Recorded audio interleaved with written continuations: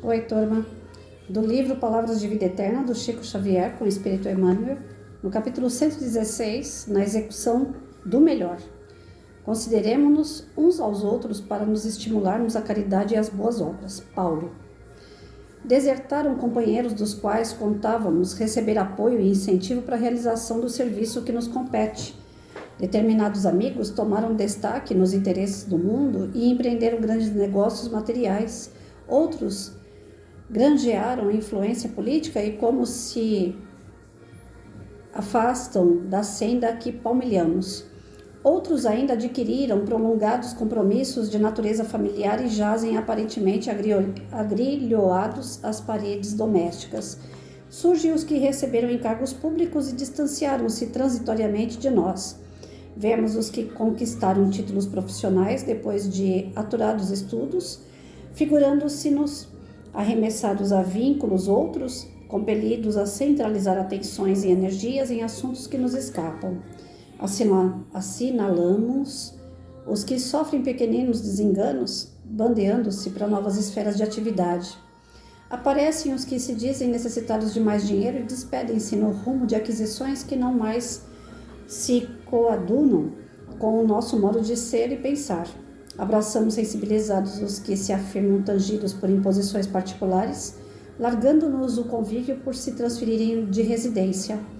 Em muitas ocasiões, somos naturalmente induzidos a lastimar essa ou aquela modificação, premidos por nossa fraqueza humana. Entretanto, para todos os casos de semelhante expressão, a palavra do apóstolo Paulo é uma advertência ao otimismo e à serenidade. Seja qual for a posição a que nossos companheiros sejam chamados, consideramo-nos uns aos outros por irmãos necessitados de apoio recíproco e saibamos estimulá-los à caridade e às boas obras, sustentando-lhes o ânimo no trabalho e auxiliando, quando nos seja possível, a cada um deles na execução do melhor. Ou seja, até que é uma continuação do texto de ontem, né? Pessoas vão entrar e vão sair das nossas vidas. Elas precisam do nosso apoio muitas vezes para tomar coragem, para assumirem outros papéis, outras situações, atitudes que muitas das vezes a gente não compreende, não aceita, e a gente pode estar impedindo alguém de verdade progredir.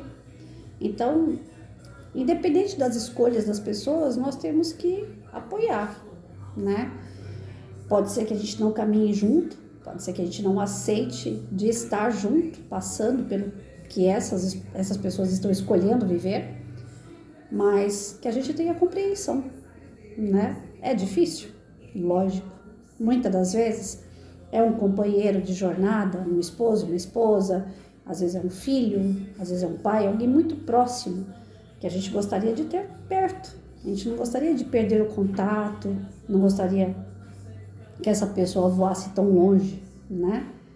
Mas às vezes é necessário para uma mudança de emprego, para que ela se torne uma pessoa melhor na função dela.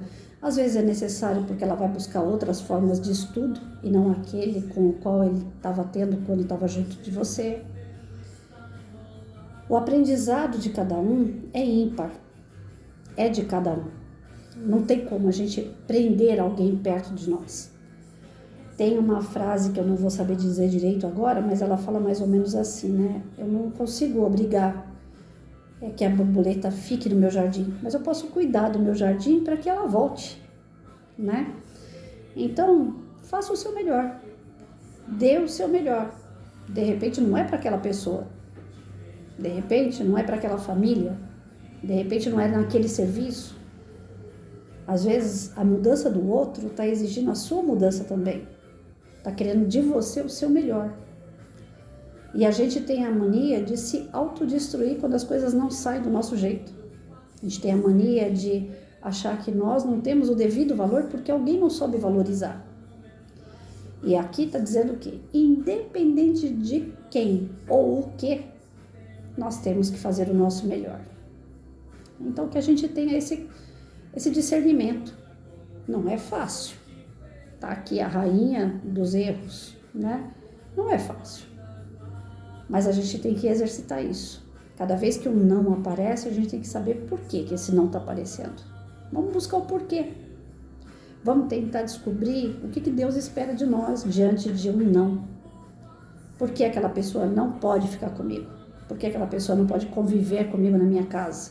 Por que eu não posso aumentar o meu rendimento, subir no meu cargo? Por que tanto não na minha vida? Esses não, na verdade, é uma barreira para você encontrar uma outra saída, que vai vir um sim, que vai te fazer melhor. Só que a gente, como criança mimada, a gente senta, chora, lastima, reclama, fica bravo com Deus. Pô, será que Deus não gosta de mim? Acontece tudo errado, né? Alguns nãos que a gente recebe de verdade é para o nosso bem mesmo, mas a gente tem que ter os olhos de ver, ouvidos de ouvir, né? A gente tem que tentar entender por que Deus faz isso com a gente. Por que a gente às vezes cresce numa família e essa família desaparece. Fica você no mundo. Você com Deus. Você tem o seu esposo, a sua esposa, o seu filho, sua filha. De repente vai cada um para um lado e você sozinho.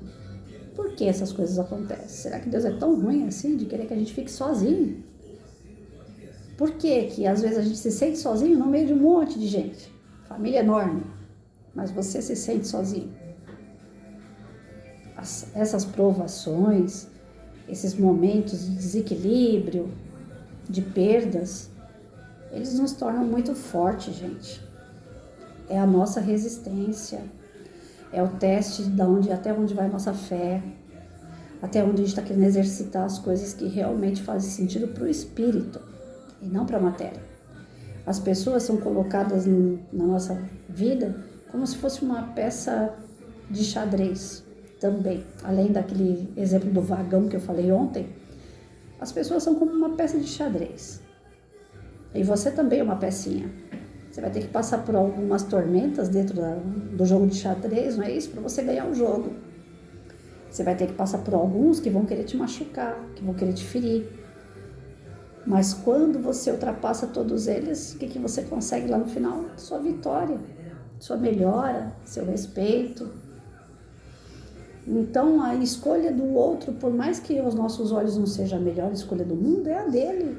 Assim como a nossa, nós vamos responder por ela. Não vamos criticar a escolha do outro, né? Eu preciso aprender muito isso, muito mesmo.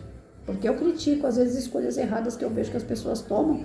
Eu falo, não faz sentido. Tem tudo para dar certo numa coisa, larga aquilo para fazer outra que não tem futuro, não tem um desenvolvimento, não tem um crescimento, um aprimoramento ali. Mas tem que ser respeitado, porque é o outro que está escolhendo. Já não é mais você, não cabe mais a você. Um filho, por exemplo, você escolhe até enquanto ele não se torna de maior. Quando ele se torna de maior, ele enche a boca e fala, agora eu sou de maior. Eu vou escolher a minha vida e você não tem nada a ver com isso. Depois, se os frutos forem amargos, aí o pai e a mãe têm a ver, né? Porque a gente vai lá dar uma limpada na sujeira. Mas, independente de qualquer coisa, a gente tem que falar, qualquer coisa, estou aqui. Se precisar, só gritar, né? Mesmo você não aceitando algumas atitudes.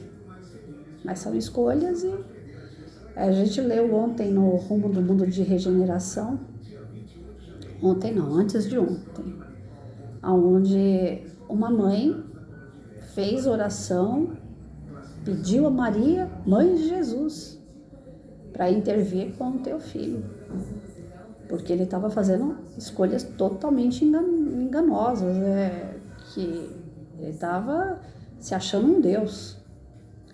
E era um obsessor terrível. Então, aquela mãe, quando orou com firmeza, com fé, com vontade mesmo de socorrer o teu filho, ela foi socorrida. O filho foi socorrido. Então, nossos entes, nossos parentes, nossos filhos, nossos amigos, às vezes, tomam atitudes que nós não aceitamos. Eu sou muito de criticar, assim, de sentar com a pessoa e falar, peraí, você está fazendo isso aqui errado, cara. Vamos mudar o caminho aí? Vamos fazer outra escolha, que essa aí vai dar zica, né? Eu sou muito de dar pitaco na vida dos outros. Eu não sei até onde isso é bom. Algumas pessoas falam que é bom porque eu abro o olho delas, né? Eu escuto, eu oro, eu trabalho, né? Em razão do bem dessas pessoas. Outras talvez não sintam a mesma coisa, né? Acha que eu não tenho nada a ver, que eu tô dando pitaco onde não tem que dar, que eu não tenho que dar lição de moral, que eu não tenho que falar nada, que eu não tenho que me meter. Então, a gente não tem uma bola de cristal para saber quem é que vai aceitar e quem não. Quando a gente gosta de alguém, a tendência é a gente falar, ó, tá pegando o caminho errado, né? Abre o olho aí. Mas aqui tá dizendo que não é bem isso, né? Que a gente tem que maneirar. Então, mais uma para Patrícia. E para você que tá me ouvindo, como é que é? Você também gosta de se meter na vida dos outros para tentar ajudar? Nessa de tentar ajudar, às vezes a gente se enrola, né? Pois é, mas seja lá qual for, né? O que é a escolha dos outros é dos outros. Eles vão ter que responder por isso. A gente tem que ter a fé, né? A gente tem que guardar na fé de verdade e a serenidade, sabendo que cada qual vai receber de acordo com o seu merecimento, independente da sua ajuda, do seu pitaco ou não. Então, às vezes a gente tenta, né? Dar uma palavrinha aí para dar uma força, mas às vezes é mal compreendido. É difícil, né? Ver quem a gente gosta e não se meter é bem difícil, mas é uma liçãozinha aí que mais uma para aprender, para exercitar. E vamos tentar fazer o nosso melhor, né? Vamos tentar fazer o nosso melhor. É para isso que nós estamos aqui. Fiquem com Deus.